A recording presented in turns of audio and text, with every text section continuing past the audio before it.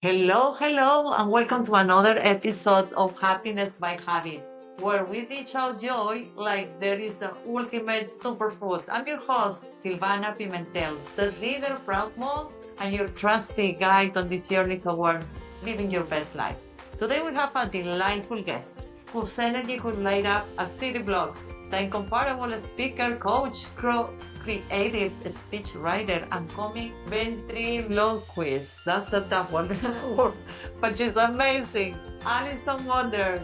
Thank For the next. you. Yes, hey Alison, so happy to have you here. We will explore her wild adventures of children's entertainment, her transformation into life coach, activist, and comedic performer, and how she's managed to sprinkle wonder wherever she goes. All right, let's start out bringing your character to life, Ladai, enchanting children across the Southwest and eventually on TV. Could you walk us through how your passion for storytelling was Yeah, ignited? yeah. So I worked with children for probably 20 years and I loved every day of it. Like it was like living in Wonderland for me because I could just be endlessly creative and they would just do whatever I wanted them to do. And one day somebody gave me a puppet, a monkey puppet. I still have it. He's probably like 35 years old. Oh, And I put my little hand in there and really everything changed from there. I just loved it. I just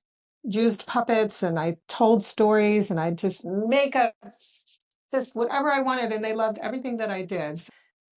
It was such a creative time because when you're with children, you can just play and do whatever. It's not like I had to be perfect. I wasn't even close, but they loved everything. So that kind of began my journey with puppets. I love that. Actually, I've seen your shows and they are really good. And I love the authenticity of your shows, and you really transform us into bring us back to the childhood, perhaps is where we can all be creative and innocent and have and be very playful also, right? That's really Yeah, because beautiful. that's where creativity lies, right? In innocence and just openness and I think that's the core of who I am is a creative. It's just constantly finding the places for me to put that creativity into. So I definitely have done a lot of different things. That was the one of the beginnings of my journeys. And then I did a television show called Lottie Da's Room in a small town where I happened to know the person doing, the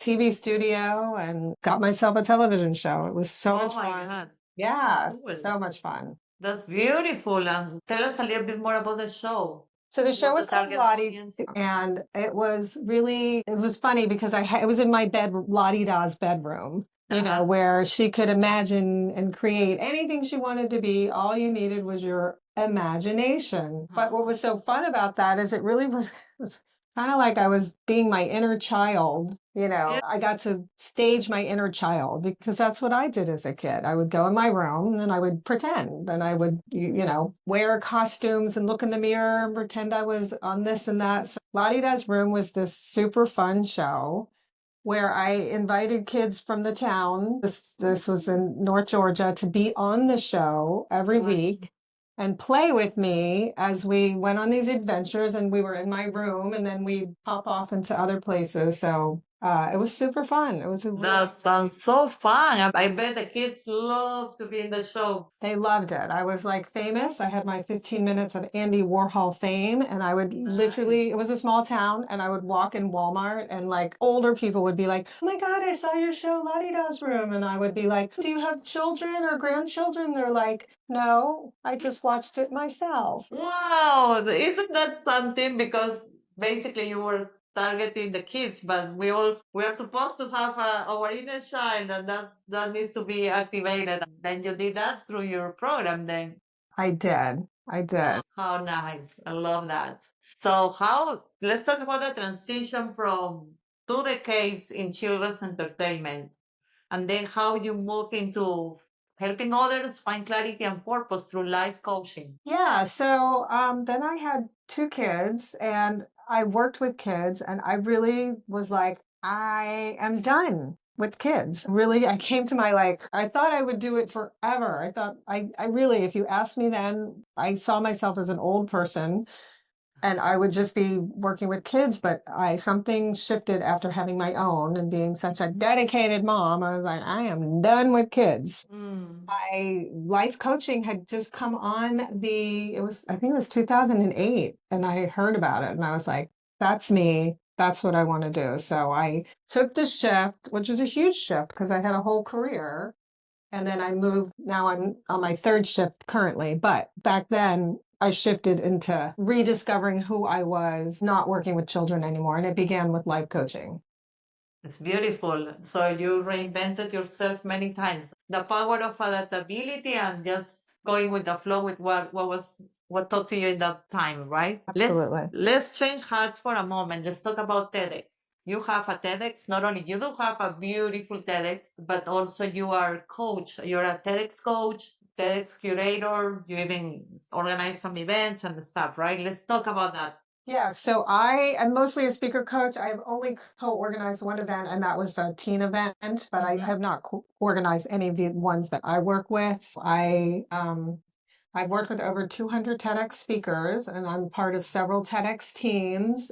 It's just a stage that's unlike any other. There's just no other place for people to get up, talk for 18 minutes or less in the way that they do on a TEDx stage. Anybody who does a TEDx is really passionate. So I have gotten to work with incredibly passionate people who just are making a difference in the world, in their lives, for themselves. So I love it. I love I just love this kind of there's not a structure to a TEDx, but there is, right? There's kind of telling your stories. There's putting that big idea, getting really clear. So I really love the whole TEDx. So as a result of that, I do a lot of speaker coaching for any kind of talk, but it really all comes from that TEDx world and just defining that big idea. And I have seen you in action, Alison. You are amazing. Really, really highly recommend Alison for that.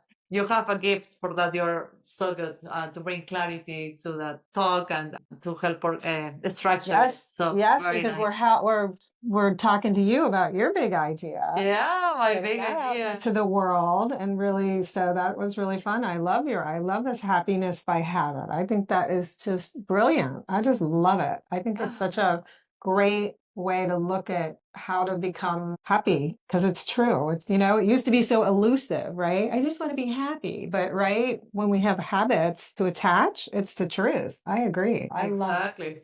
Thank you. Thank you. Let's talk about happiness by habit then. What are some habits that make you happy? I mean, So I was thinking about that because I saw the questions, and my newest habit that I really love is that when I get up in the morning, I have my hot lemon water, and then I put my herbs in it, and I really sit down and I take my vitamins, and then I sit down and I think about what I'm going to eat every day. Like I really think about, okay, what do I need to prepare? What foods do I need to put into my body today? And I recently started making like almost a basket and putting, the banana and the avocado, all the things I know like today I need to like eat. But I'm really enjoying taking that time in the morning to like really focus on what I'm going to be putting in my body. It's made a big difference for me, and I really do feel better than I ever have when it comes to food. And I think it really begins by just starting and having that morning focus. I love that one. Never heard that one. That's a new one. And I really love it because you're being more intentional about what you eat and what you not only eat food wise, but also you're considering your vitamins, your supplements, so the things that are good for your body. So that's a really, really good one.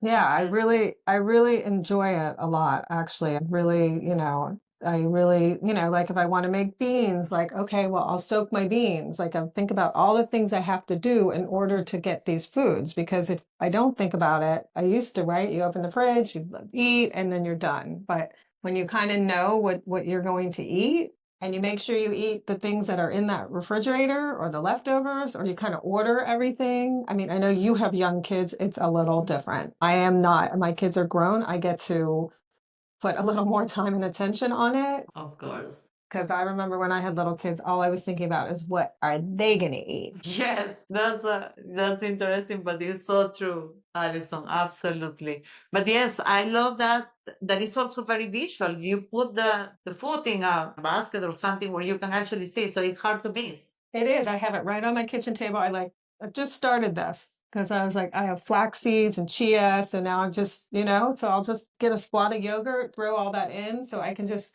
make sure, yeah, it's working for me. I figured the basket thing out during the week. During the weekend, all things go. So is that your secret to staying nice and beautiful and fit, Alison? What else do you do? Because you stay in good shape. That's pretty cool. I do a lot. I live 10 minutes from a mountain here in Atlanta called Kennesaw Mountain. So I hike the mountain a lot. I'm, trying to weight train. That's the habit I'm really having to build. That's my hardest habit because I need it because at my age I don't have my 60 glasses. I am 60. Oh, you look like no 1 year old. I look fabulous. Than 50. You look amazing. Thanks to a very good Zoom filter. 60 is the new 40. Absolutely. It's because we're doing stuff. I think 60s are pretty cool because by then your kids are grown and you really can do habits. Like people that I know now, they're like, if they are retired, they're exercising a huge part of their day. They're like into health. And we have to be because we want to live to 80s and 90s. So it's habits become critical at my age because Absolutely. yeah. At any age, I think it's very important what you do with your body because your body is like a temple. You need to, feed it the right food, do the workouts. Your mind also very important. What do you do for your mind? Nourish your mind. Yeah, well, let's go back. So another thing I do is I drink water when I'm thirsty. So I'm thirsty now. There you go. Staying I think we hydrated. should have like beeps when we're all on Zoom calls that like get us to drink. Right. So what That's do I a do? very important one. Well, I keep a good schedule. I'm not doing anything major currently, like meditating, but the walking is really, I think having a schedule is really what helps me the most. Like knowing what I'm going to do, having my plans, keeping it all straight. That's what I'm doing for my mind these days. That's beautiful. That's very important. And then walking is like you kill many persons with the same stone because it's good for your body, good for your soul, good for your mind. It's a one-stop shop for many needs. It is because we got voices in our head, which I have one of my puppets I didn't bring her here, but we're always trying to deal with all those voices. I think that's the thing to do for the mind. Like, what do you do to tame the voices, right? The negatives, the whatever. For me, it's being on schedule and busy. Being creative is a huge, huge piece for me. Being creative is like, all voices go when I step into the creativity. Love that. Absolutely. Let's talk about activism and comedy. Some people believe activism and comedy do not mix well.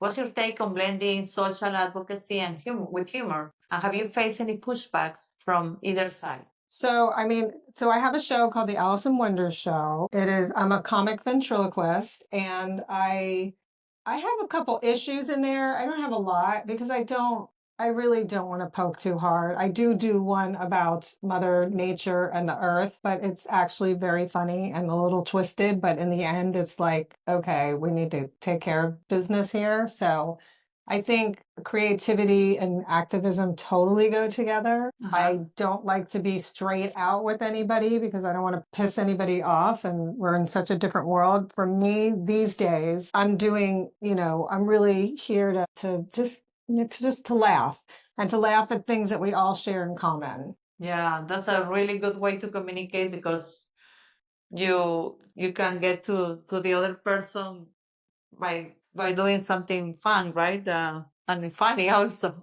Love that.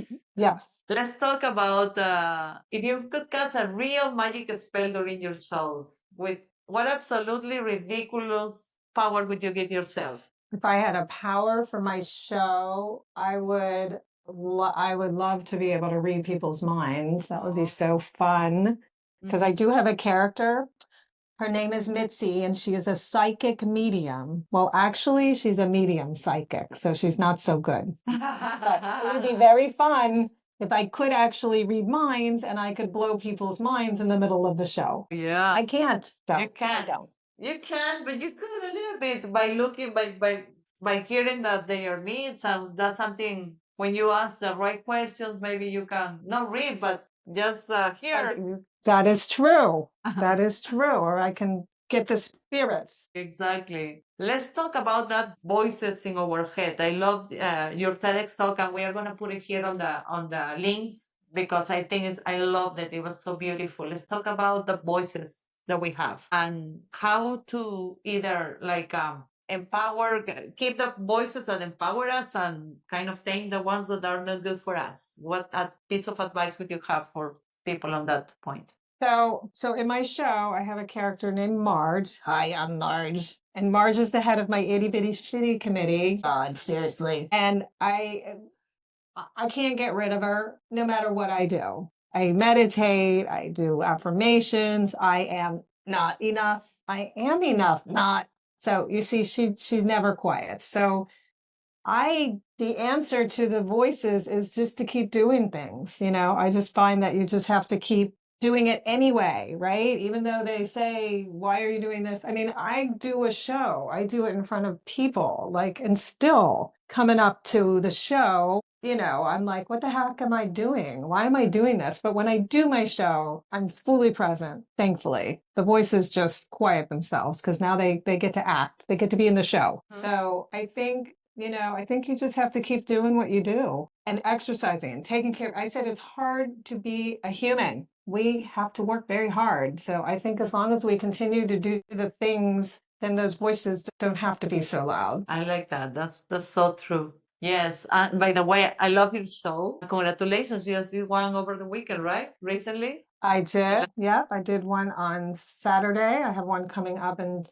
February, and I want to do a lot more this year. So it's an adult show. It's an adult comedy show. It's not for children, but it's clever comedy. It's not, raunchy comedy.